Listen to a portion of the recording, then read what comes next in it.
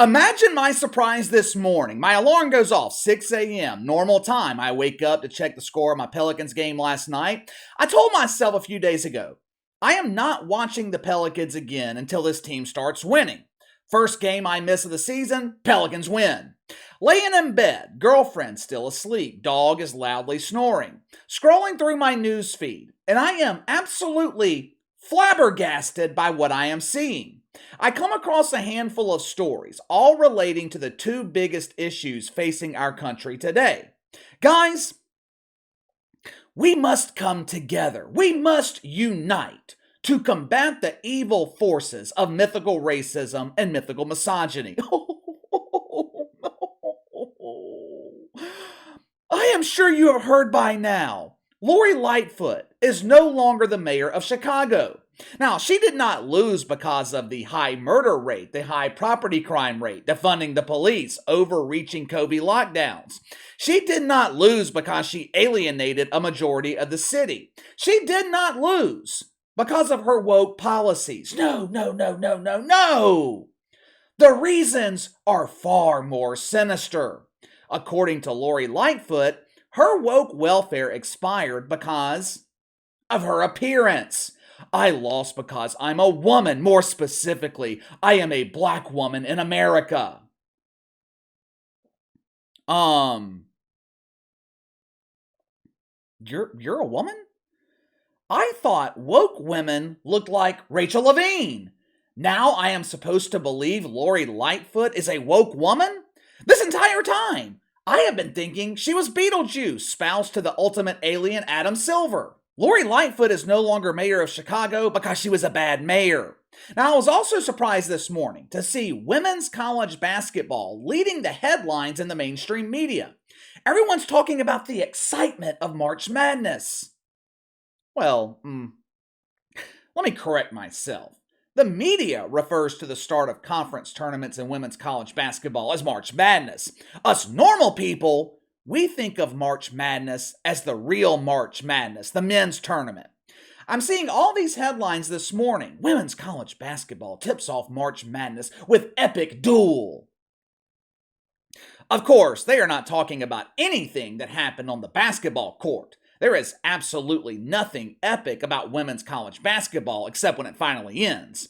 They are referring to a so-called brawl that happened between the ladies of Kentucky and Florida. Somehow, with a 2-14 conference record and a record of 10-18 overall, the SEC managed to invite Kentucky to the conference tournament.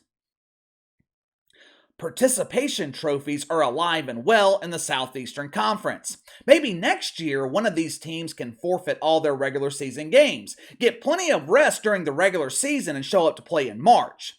Surprisingly, the ladies of Kentucky, they found themselves in an unusual position. They were in the lead on the road. This caused extreme bitterness with the ladies of Florida. With a 5-11 conference record, they were accustomed to almost winning basketball games. Now this bitterness, it reached a boiling point in the second quarter. Watch for yourself. Walker almost did the split on the end of that, didn't she? And now, players are running. Weish went running off to Petty, and now players need to be separated. This catfight of nothingness is the focus of the mainstream media this morning. They are complaining that 8 players were ejected in a game of this magnitude. Yeah, this game was obviously so important. It was so important, the arena was damn near empty. The catfight in Florida, that is not what caught my attention this morning. While the rest of the mainstream media is focusing on a catfight that means absolutely nothing, I found myself focusing on a headline in the Knoxville News Sentinel. Black women's college basketball players navigate criticism of their appearance. Now, when I first saw this headline, and after making it about a quarter of the way through the article, I thought I was actually going to come on here today and defend the women. It started off so promising, these young women being criticized for their eyelashes. Fans claiming that they're missing shots because their fake eyelashes are getting in the way. No, they're missing shots because they're not as good as the men. Now, I don't say that to be negative. I'm being serious here for a second.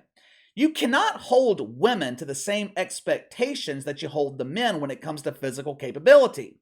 Female basketball players are also being criticized for being too feminine, which is completely unreasonable. Seriously, that is unreasonable. For the longest time, I have pitched the idea that the only way for the WNBA to succeed is if the league markets and presents more feminine players. The reason for this should be obvious. Women can relate to other feminine women. Believe it or not, the vast majority of women in this country don't want to be men. They don't want to look like men. The WNBA markets a completely different style of woman. They market women like Bob Griner, who looks more like a member of ZZ Top than the average girl next door. They advertise women like the Sue Bird, who only looks feminine when standing next to the prepubescent boy, her husband Megan Rapinoe. Megan Rapinoe is a natural repellent to 90% of the country. Anything Megan Rapinoe is involved with becomes buried in the woke cemetery.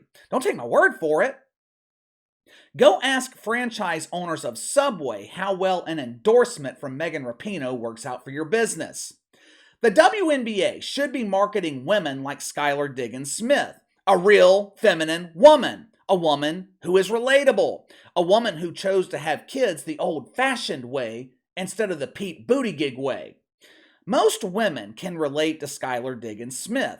They can't relate to Bob Griner. Like I said, this article in the Knoxville News Sentinel, it started off so well. I was actually going to come on here and defend women's college basketball. But then it happened. Oh, then it happened. The article took the inevitable woke turn. When basketball players are criticized for playing poorly, us normal people take it for what it really is. I am extremely passionate about my Pelicans. I can be objective with every single topic that we cover here on the channel. There's a reason you don't see me covering the Pelicans and the Saints. I'll be the first one to admit I cannot be objective. Pelicans lose 4 games in a row in convincing fashion where it looks like they are lacking effort. I am wanting Willie Green to be fired. Last night in Portland, Willie Green devises the perfect game plan. Players execute it to perfection. Willie Green, back on my good side. That's how it works when you're a fan of the team.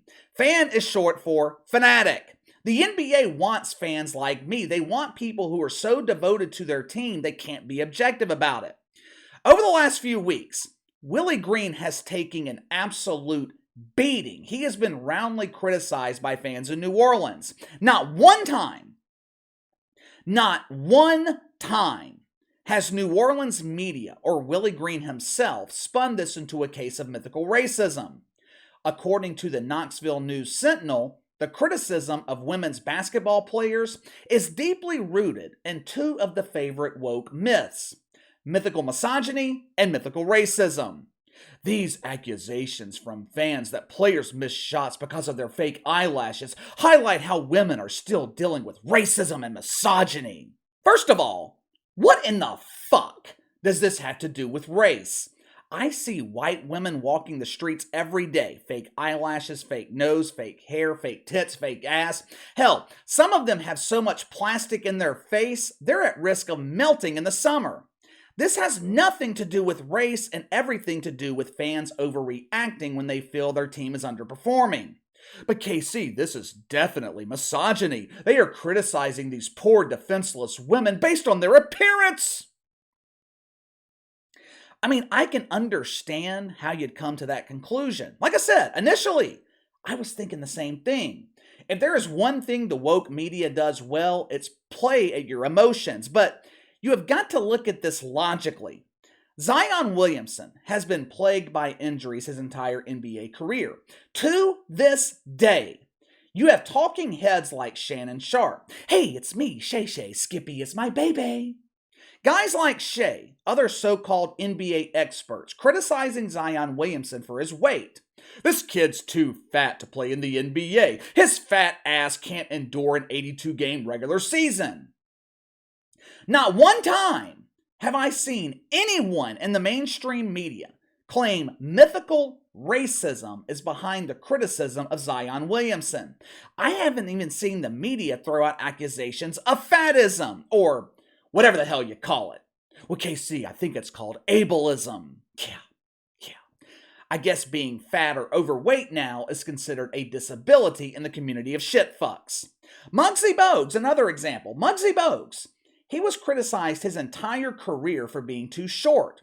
Was that criticism rooted in mythical racism? No, it was the fucking truth. I don't remember seeing accusations in the 90s of Muggsy Bogues being a victim of shortism. The Knoxville News Sentinel, they interviewed several women's basketball players from the University of Tennessee. They talked about the majority of college and WNBA players being black and having the right to express themselves through their appearance. One of these young women said, fans have to adjust to black women being able to express themselves. Fans just have to live with it. They have to accept us because we are here to stay. Another young woman said, it's just not fair to us. Fans are criticizing us. They're trying to downgrade us when they should be supporting us. Let me tell you the real problem here. This generation is soft. If you don't want to be criticized when you have a bad game, find a different line of work. Fans don't have to adjust. Fans are always going to be critical. Whether their criticism are right or wrong, it doesn't matter. It's irrelevant. Fans are entitled to their opinion. The problem is, you don't want the criticism. You think you should be shielded from the criticism. And this problem's not secluded to women's college basketball or the WNBA. This is a problem in the NBA as well. The problem starts, I think, in the public school system. The system shields these kids from adversity. They shield them from criticism and tough love. Every single week, I see articles in the mainstream media of fans heckling players in a high school gym, and they try to spin the heckling into mythical racism. You are not doing these kids any favors. Once they enter into the real world, they are clueless when it comes to dealing with criticism and adversity. They don't know how to handle it. These young women in Tennessee, they would rather lecture their fan base than improve their jump shot. You want to avoid criticism? Be a better basketball player. Give them a reason to praise you instead of criticize you. But they don't want to hear that. The women in the WNBA, they don't want to accept accountability for empty arenas and dismal television ratings. They would rather blame mythical racism, mythical misogyny. Go ahead. Keep on. Keep promoting players like Bob Griner. Keep promoting women who look like Brock Lesnar. And when it ultimately fails, keep blaming misogyny. Let me know how that works out for you. But give me your thoughts.